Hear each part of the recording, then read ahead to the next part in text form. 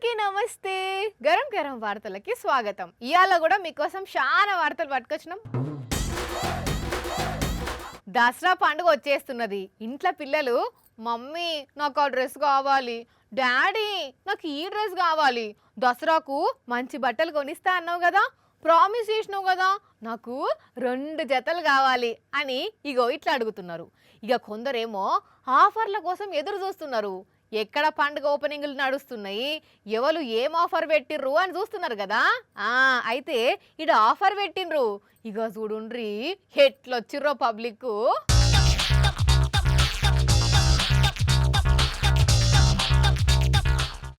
ఎక్కడిది శితం మంది యూత్ పిల్లలు వచ్చిండ్రు అనుకోరాదండి. 10, 100 పోయి పావు గంటలనే 1000 మంది జమ అయ్యేసరికి దుకాణ పైనకు షటర్ తీసేదందుకు కూడా వీలు కాలేదు. అట్లయింది మరి పరిస్థితి. చూడండి ఎట్లా నెట్టేసుకుంటున్నారు ఒకరికొకరు.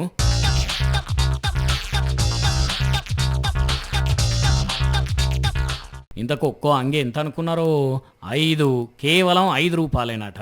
అందుకే ఇట్లా దండిగా ధరలు వచ్చే కాబడ్డారు. నారాయణపేట జిల్లా కొడంగల్లో ఒక షాప్ ఓనరు తన ఇన్స్టాగ్రామ్ ఫాలోవర్లకు 5 రూపాయలకే అంగిస్తా, ఆఫర్ కొద్దిసేపే ఉంటది, మంచి తరుణం మించిపోతే కష్టం, దసరాకు తక్కువ పైసలతో కొత్త బట్టలు వేసుకోవచ్చు అనేసరికి పొద్దుగాలనే దుకాణం దగ్గర ఇట్లా పోగైనరు అందరూ.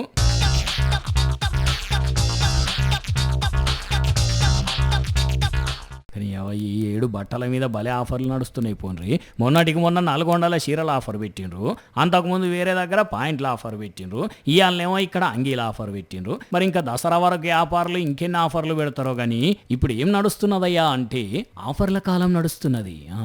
కొందరు ఉంటారు మంది సొమ్ములకు ఎట్లా ఆశపడతారంటే ఒంటె పెదాలకు నక్కాశ పడ్డట్టే ఆశపడతారు. అట్లుంటది వాళ్ళ బుద్ధి. కోట్ల రూపాయల ఆస్తులున్నా, జేబుల లక్షల రూపాయలున్నా, ఖరీదైన ఇండ్లున్నా, ఆఖరికి ఖరీదైన కార్లలో తిరిగినా బయటికి వెళ్తే బీడి బిచ్చం కళ్ళు ఉద్దరా అన్నట్టే చేస్తారుల్లా. యానన్న పుణ్యానికి వస్తుందంటే 2 రోజులు ఆన్నే ఉండి తినిపోతాము అంటారు. అట్లుంటారు. ఇంతకు ఏమైంది, ఎవరేం చేసిర్రు అంటారా?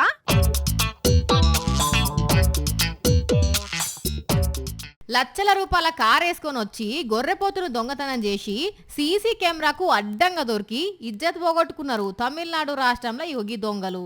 అగదుడుండ్రి ఒకడు కార్లకెళ్ళి దిగి గొర్రెపోతుల దగ్గరికి పోయి కంటికి నచ్చిన గొర్రెపోతును ఎట్లా మాయం చేసిండో.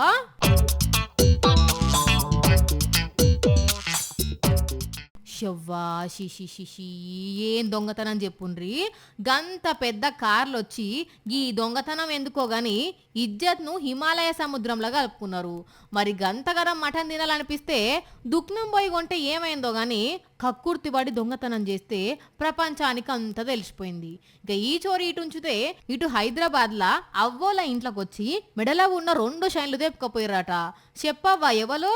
ఒక అమ్మాయి వచ్చి మొహం మీద మిరపడి కొట్టి మొహం అంతా మిరపడి రాసేసి మెడలో పుస్తక గొలుసు రాసుకుని చేయి కొరికేసేసి అన్యాలం పాడుగాను సూషిర్రానుల్లా ఎవలో అమ్మాయి ఇంటికి వచ్చి అవ్వ కండ్లల్లో కారం కొట్టి చెయ్యి కొట్టి 6 తులాల బంగారంతోని పత్తా లేకుండా పోయిందట. మరి గింత సీదా ఇంటికి వచ్చి స్నాచింగ్ చేసిందంటే అవ్వ మెడల బంగారాన్ని ఎన్ని రోజుల నుంచి చూస్తున్నదో గాని చూడుండ్రుల్లా. ఒక మహిళ మెడల మహిళే బంగారం ఎత్తుకపోయిందంటే ఎట్లున్నదో. ఇక ఇటు ఉంచితే ఇటు మెహదీపట్నంలోనేమో ఈ మోతెవారి పొద్దుగాల 7 గంటలకే ఒక అమ్మాయి మెడల స్నాచింగ్ చేసి ఉరుకుతుంటే పోలీస్ అన్నలు ఉరికి పట్టుకున్నారట. అసలు వీడు ఎట్లా స్కెచ్ గీసింది అనేది పోలీస్ సార్ చెప్తాడు. ఈనుండ్రి చేసిన తర్వాత ఎట్లా పారిపోవాలనేది కూడా యూట్యూబ్ లో సోషల్ మీడియాలో ఏదైతే ప్లాట్ఫామ్స్ ఉన్నాయో దాంట్లో చెక్ చేయడం అనేది జరిగింది. కొడుకా సూషిర్రానుల్లా అంత ప్రిపేర్ అయ్యి వచ్చిందట కానీ ప్లాన్ బెడ్చి కొట్టి దొరికిపోయిండు. మీరైతే మీ బంగారాన్ని పైలంగా దాచుకోండి సుమి. ఏమంటున్నావు? ఏడాది సెప్టెంబర్లో ఒక కొత్త సిరీస్ ను పట్టుకొస్తుంది కదా ఐఫోన్ కంపెనీ. అట్లా ఈ తాప 17వ పల్క ఫోన్ ను తెచ్చింది మార్కెట్లకు. ఇక దాని లాంచింగ్ సందర్భంగా చాలా మంది స్టోర్ల కాడికి పోయి నిలుస్తున్నారు. మరి పోయినోళ్ళు ఫోన్ కొనుక్కొని పోవాలనా? అట్లా కాకుండా ఏం చేసి రోజుడుండ్రి.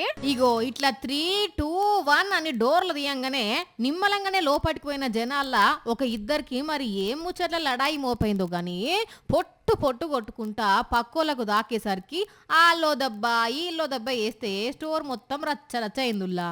ముంబైలో ఉన్న బీకేసీ స్టోర్లో అయిన పంచాది ఇది. కానీ ఇదేం పిచ్చో కదా కొందరికి. అసలు ఫోన్ అంటే ఐఫోన్ తప్ప వేరేది కాదన్నట్టే చేస్తారు.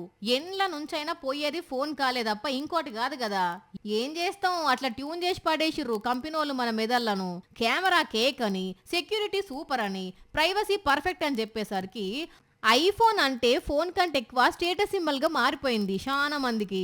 దానికి తోడు వాళ్ళ వ్యాపారం పెంచుకునేందుకు పాత ఫోన్లు తీసుకొని మళ్ళా ఈఎంఐ కట్టించుకుంటా కొత్తది అంట కడుతుండేసరికి ఏడాదికి అప్డేట్ అవుతుంటారు జనాలు. కానీ మన కాంచి ఎంత గుంజుతుర్రు అనేది పట్టించుకోరు. సరే పైసలు నోడు కొనుక్కుంటే ఓకే, కానీ దానికోసం కొందరు అవ్వయ్యను ఆగం పట్టించి మరి ఎచ్చుల కొయ్యగొంటున్నారు కదా. గదే తిప్పల. దానికి తోడు అదేదో బంగారం అయినట్టు ఇయాల కాకుంటే ఇక దొరకనట్టు గిట్ల కొట్లాటలు ఒకటి. షట్, ఏం మనుషులరా నాయనా. ఈ నడుమ 2-3 మాటలు చెప్పుకున్నాం కదా. హైదరాబాద్లా 7వ వార్డ్ చెత్తేస్తే చట్టపరంగా చర్యలు తీసుకుంటారని. బోరబండాల ఒక 5గురికి 8 రోజుల జైలు శిక్ష కూడా పడ్డదని చెప్పే కదా మన రాయేషు. అగో అట్లా మళ్ళెవ్వలు జైలు పాలు కావద్దని కొందరు ఎన్జిఓళ్ళు ఇంటింటికి తిరిగి ప్రచారం చేస్తున్నారు. ఇక వాళ్ళ మాట పట్టించుకోకుంటే చెత్తేసేటోళ్ళ ఇజ్జత్ తీసి గజ్జగట్టినంత పని చేస్తున్నారు. ఎట్లా అంటే ఒక్కొక్క ఇంటికి ఒక్కో తీరుగా గ్రీను రెడ్ మార్కులు వేసున్నాయి చూస్తురానులా. ఇవే ఆ ఇంటి మనుషులు ఏ తీరోలో చెప్పే గుర్తులు. మ్యాటర్ ఏందయ్యా అంటే పేకోమత్ అనే స్వచ్ఛంద సంస్థలు గవర్నమెంటు మున్సిపాలిటీలతోటి కలిసి అటు ఇటు చెత్త పడేయొద్దు, స్వచ్ఛ ఆటోలకే ఇయ్యాలని ప్రచారం చేస్తున్నారు. అందులో భాగంగానే 7వ వార్డ్ చెత్తేసేటోళ్ళని గుర్తించి వాళ్ళ ఇంట్లకు రెడ్ మార్కేస్తున్నారు ఇట్లా.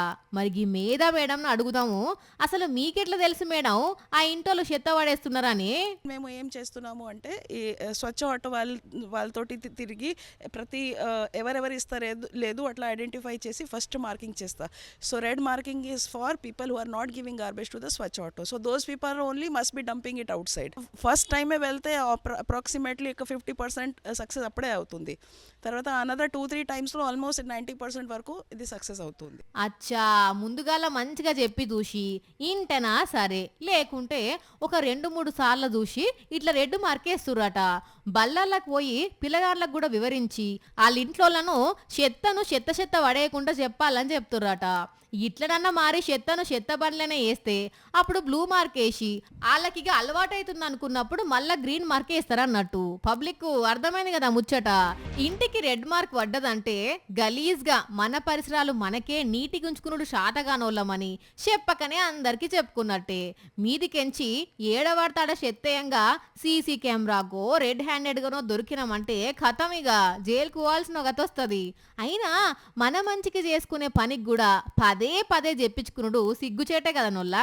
కాబట్టి అందరికందరం చెత్తను స్వచ్ఛ ఆటోలనే వేద్దాం, పరిసరాలను పరిశుభ్రంగా ఉంచుకుందాం, మన ఆరోగ్యాన్ని కాపాడుకుందాం. క్రాఫ్ మంచిగా రావాలంటే జుట్టుకి ఏం పెడతారు? నూనె పెడతారు, షాంపూ తోటి స్నానం చేస్తారు, కండిషనర్ పెడతారు, ఇంకొంతమంది హెయిర్ సిరం వాడతారు. కానీ ఇక్కడ ఒక చింపిరి ఎంటికలోడు చూడుండ్రి ఏం కట్టిండో ఎంటికలకు. చింపిరి ఎంటికల్లా దువ్వన చిక్కుకపోను.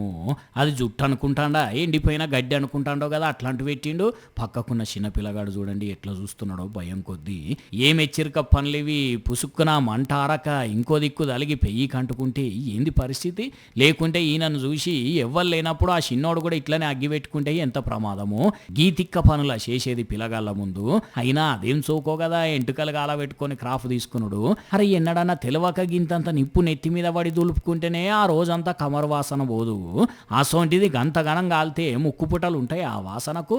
మరి ఇది ఎక్కడనో ఈ తువ్వాల స్టార్ది ఏం పేరో గాని సోషల్ మీడియాలో కాలుతూ కనిపిస్తే కంటపడి మీ కండ్ల ముంగట పెట్టినాం.